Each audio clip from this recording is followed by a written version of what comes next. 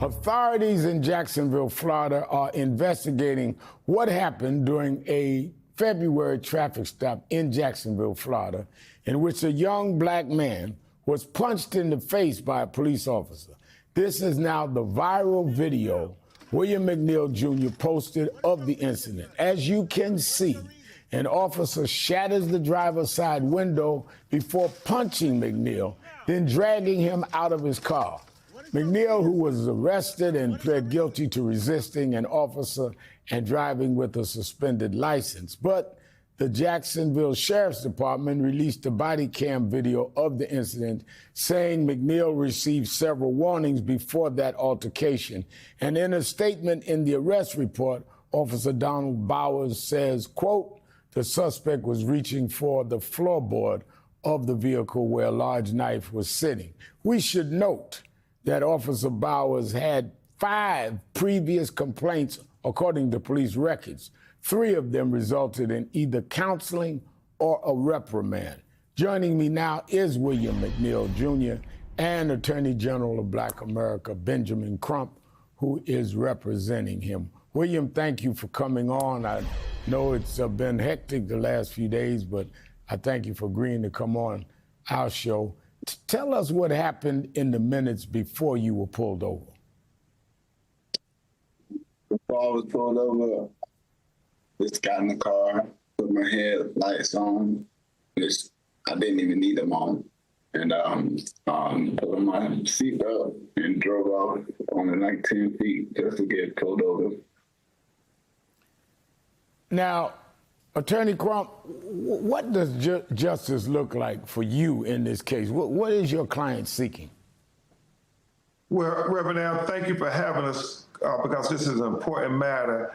And what William McNeil experienced is what many African Americans experience all across America, and that is being pulled over for driving while black. That is all this is, Reverend Al. When he asked the officer, why did you pull me over? He said, because you didn't have your headlights on, even though it was 4 o'clock in the afternoon and he said it was raining.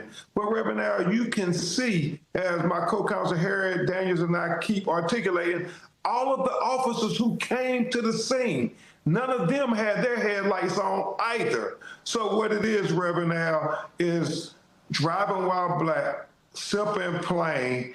They cannot justify this. They cannot condone this. The sheriff, who happens to be African American, should immediately condemn this and say that this doesn't reflect our policies, our training, nor our values, and immediately terminate that officer. Well, the fact that the sheriff is black does not mean it doesn't have racial elements, because the question is, would they have done this to a white young man in the same circumstances? But Ben, the Jacksonville Sheriff's Office say the original viral video doesn't tell the whole story of what happened.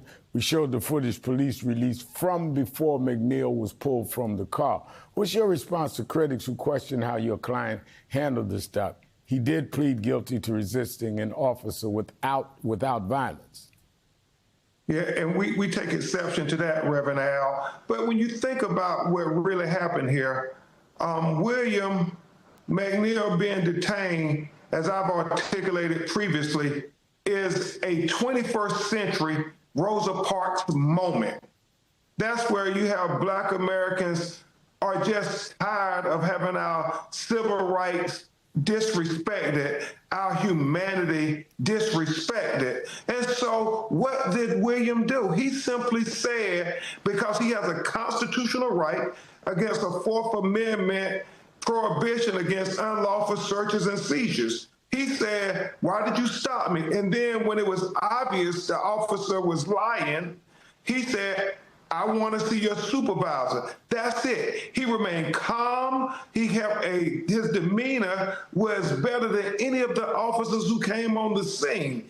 And they pull a gun on him, Reverend Al, because he doesn't have headlights on. You cannot condone this. Now, William, the traffic stop happened in February. Why did you come forward this week? It was hard to like tell my story to anybody else. I pulled away from my family and friends, and just kept it all bottled up inside. Eventually, I just got tired of living with it and dealing with it on my own. Ben, while I have you, last week we spoke with you here on Politics Nation right before the sentencing of a former Louisville police officer in connection with the death of Breonna Taylor. And despite the Justice Department recommending Britt Hankinson, that police officer, be sentenced to just 1 day behind bars, he actually was sentenced to 33 months in prison. Are you satisfied with that outcome?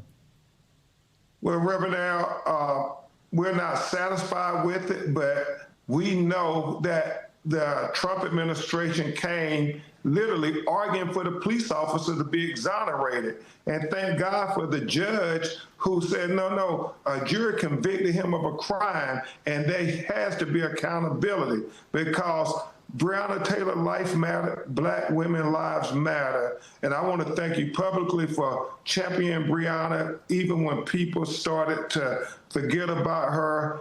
And Rev, even in Jacksonville, Florida, with William McNeil Jr., racial profile and driving while Black stop, the leaders in Jacksonville are asking you to use your platform.